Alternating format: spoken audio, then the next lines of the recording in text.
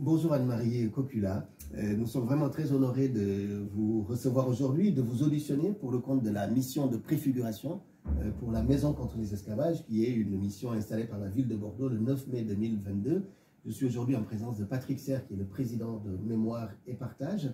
Anne-Marie Copula, peut-être la première question que nous vous poserions, c'est comment est-ce que vos recherches premières autour du commerce intérieur finalement des rivières, comment les rivières arrivent au port et finalement comment du commerce intérieur on rejoint le commerce extérieur et le commerce colonial? Écoutez, c'est assez simple à comprendre. D'abord, la chance de l'Aquitaine, avec d'autres régions françaises, mais l'Aquitaine, c'est qu'elle a un grand réseau hydrographique, qu'elle a des rivières navigables, pas sur tout leur cours, mais quand même sur les 2/3 ou la moitié de leur cours. Moi, je pense au réseau hydrographique de la Garonne, qui nous vient quand même des Pyrénées. Je pense à celui de la Dordogne, sur lequel j'ai beaucoup travaillé, qui nous vient finalement du Massif central et de leurs affluents. Donc, en fait, très tôt, alors maintenant on le sait, depuis l'époque préhistorique, mais rassurez-vous, je ne vais pas remonter à la préhistoire. Depuis l'époque préhistorique, on sait que ces échanges existent. On sait qu'à l'époque de l'Homo sapiens, il y a des transports de silex. Et ils se font dans des bateaux monoxyles, c'est-à-dire sur des troncs creusés qui leur servent de bateaux. Donc arrêtons là, si vous voulez bien, pour vous dire que ce commerce-là, il a une antériorité formidable, il s'inscrit sur une période millénaire et il est fondé sur des échanges qui sont en quelque sorte emblématiques des ressources très fortes de l'Aquitaine, à savoir d'abord des richesses fondamentales comme la vigne, comme les produits de la vigne, en sachant qu'il n'y a pas encore le goût du vin de Bordeaux et que les vins des hauts pays ou des moyennes vallées sont souvent plus appréciés que le vin de Bordeaux. Donc on a une ressource très importante, complétée par des ressources de montagne, les peaux des animaux, le fromage et surtout le bois. Avec le bois qui, au départ, quand elle est futée, était encore là, servait pour le bois mérin, de la tonnellerie, puis ensuite le bois de chauffe et le bois de chauffage qui se vendait. Et ce bois de chauffage était souvent aussi le produit du flottage dans les Hautes-Vallées. Alors nous, sur la bassin de la Dordogne, on avait des torrents, donc c'était un flottage à bûche perdue, mais sur la Garonne, vous aviez un flottage en radeau. Et ces radeaux, d'ailleurs, servaient à descendre les marbres des Pyrénées. Donc des richesses avec peut-être un manque parfois, ce qui explique les disettes, pas les famines, mais les disettes, les céréales. Les productions céréalières ne sont pas très abondantes, sauf lorsqu'apparaît au XVIIe siècle, dans les années 1570, 1580, le maïs, le blé d'Espagne. Et à partir de ce moment-là, c'est une solution formidable pour la nourriture. Mais le maïs, on ne l'exporte pas.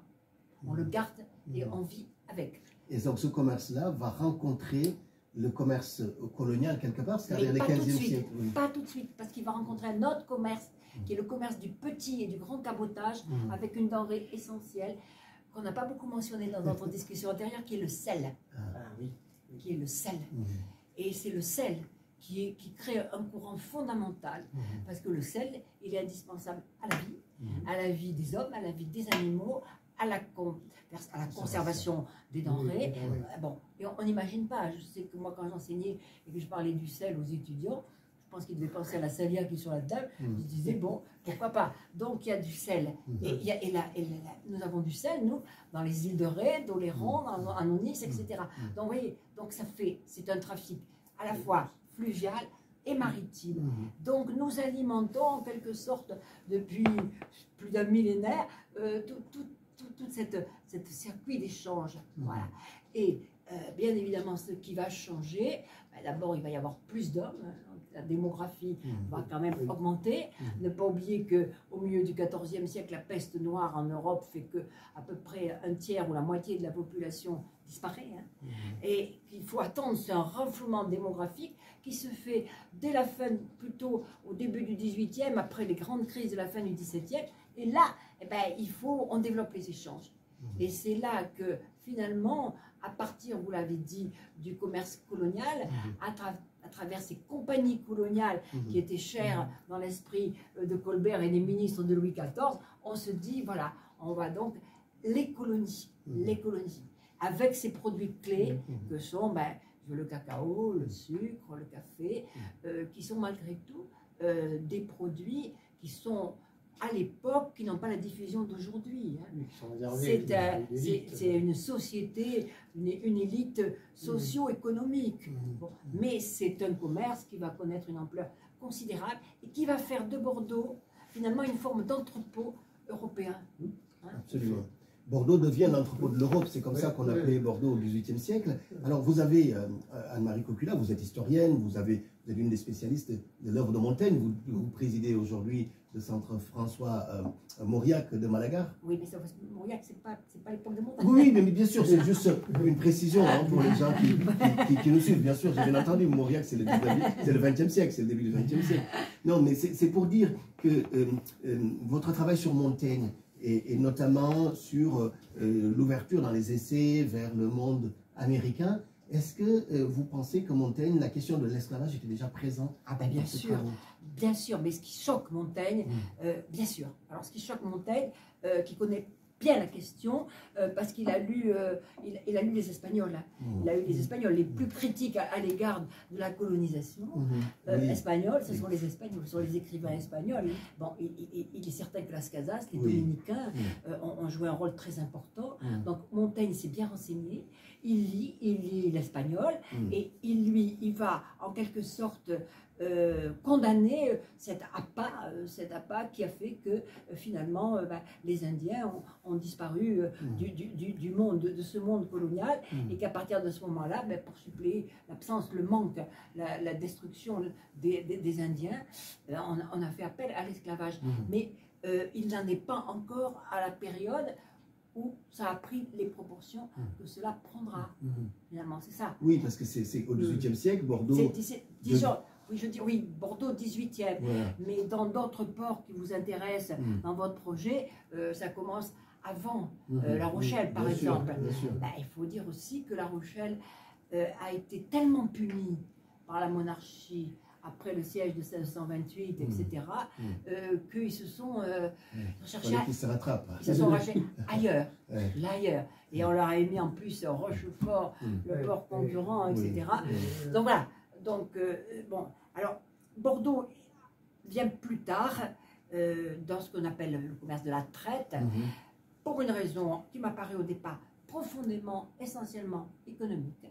On a en Aquitaine les ressources suffisantes pour assurer un commerce en droiture qui est à la fois plus court, c'est important, la durée pour le négociant, et finalement moins dangereux et moins sujet finalement à des crises, à des tensions et à des risques, surtout quand nous sommes en conflit permanent avec les pays voisins. Au 16e, c'est l'Espagne, ensuite c'est l'Angleterre. Absolument. Bordeaux, donc, qui devient deuxième ou premier port selon la période, mais dans notre région, on a donc La Rochelle, environ 500 bateaux, Bayonne, une centaine de bateaux, et puis Rochefort. Donc on a quand même une région qui est une sorte de porte d'entrée incroyable dans le royaume de France de l'époque. Est-ce que vous diriez, Anne-Marie Cocula, comme Hubert Bonin, historien connu, est-ce que vous diriez que cette question a été un tabou dans l'université de Bordeaux?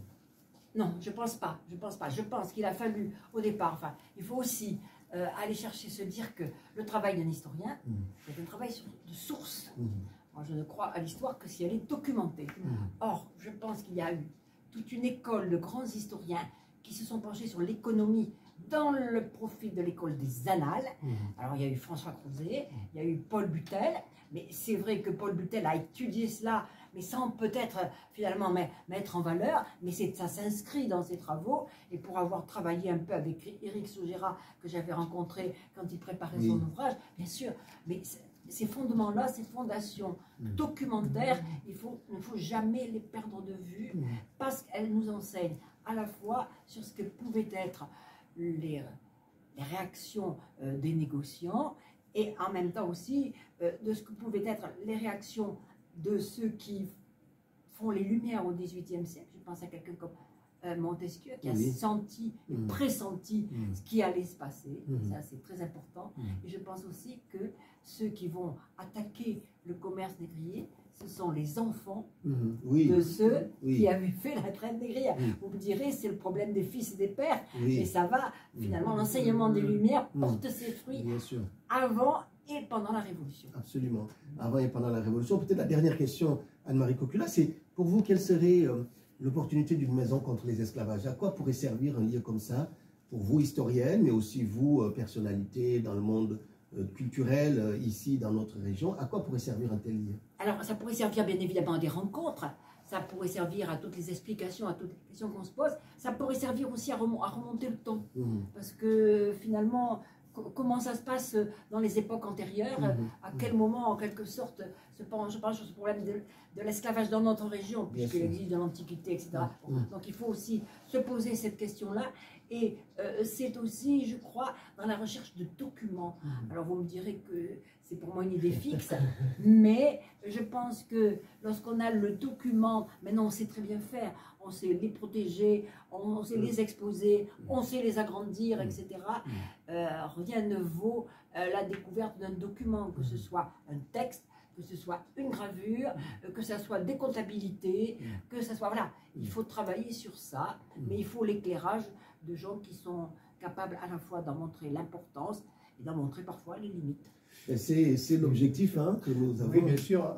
Peut-être dernière précision, justement dans cette maison contre les esclavages, comment voyez-vous l'apport que pourrait avoir cette maison dans la réflexion autour de problématiques plus contemporaines liées à cette période-là, donc à la traite et à l'esclavage, que sont le racisme et les discriminations qu'on peut connaître aujourd'hui?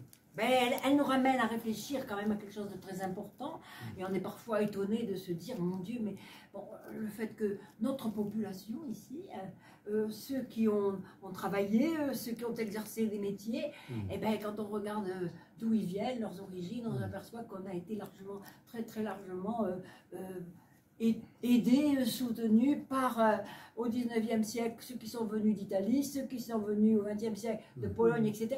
Donc il faut se dire que c'est ce brassage-là, et que ce brassage-là, il faut qu'il soit positif. Absolument, c'est le but. Un peuple sans mémoire est un peuple sans avenir. C'est ce que disait Aimé Césaire. Et c'est lui qui nous guide dans ce travail. Merci beaucoup Anne-Marie Cocula d'avoir pris du temps pour échanger avec la mission de préfiguration. Nous comptons sur votre présence lors de la remise du rapport au maire de Bordeaux. Ce sera avant le 10 mai. Ce sera à la mairie de Bordeaux et on vous enverra l'invitation. Oui, avec plaisir. Est-ce que je peux prendre ça? Oui, bien sûr, c'est pour vous. C'est pour vous. Tout ça, c'est pour vous. Merci. Ah ben oui, alors.